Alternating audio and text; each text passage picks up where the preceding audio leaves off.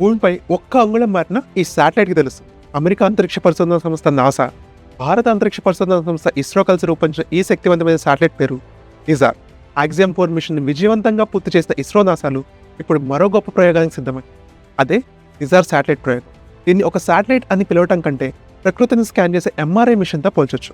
12,500 కోట్లతో రూపొందించిన ఈ శాటిలైట్ భూమికి 743 కిలోమీటర్ల ఎత్తు నుండి 98.4 డిగ్రీల కోణంలో తిరుగుతూ ప్రతి 12 రోజులకు ఒకసారి భూమి అంతటిని స్కాన్ చేస్తుంది. ఈ శాటిలైట్లో నాసా ఇచ్చిన ఎల్ బ్యాండ్ రేడార్, ఇస్రో ఇచ్చిన ఎస్ బ్యాండ్ రేడార్ను కలిపి డ్యూయల్ ఫ్రీక్వెన్సీ సింథటిక్ అపర్చర్ రేడార్గా మార్చారు. ఈ టైప్ ఆఫ్ శాటిలైట్ ప్రపంచంలోనే మొట్టమొదటి. రోజుకి 80,000 జీబీ అంటే సుమారు 80 టెరాబైట్ల డేటా భూమికి పంపిస్తుంది.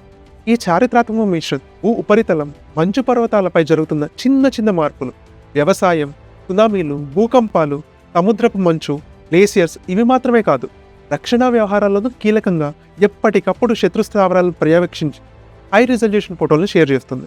ఈ శాటిలైట్ని ఇస్రో తన GSLV F-16 satellite launching vehicle ద్వారా స్టార్ నుంచి ప్రయోగించింది. నాసా ఇస్రో కలిసి నిర్వహిస్తున్న ఈ ప్రయోగం స్పేస్ చరిత్రలో కొత్త అధ్యాయాన్ని లిఖించాలని కోరుకుందాం. ధన్యవాదాలు.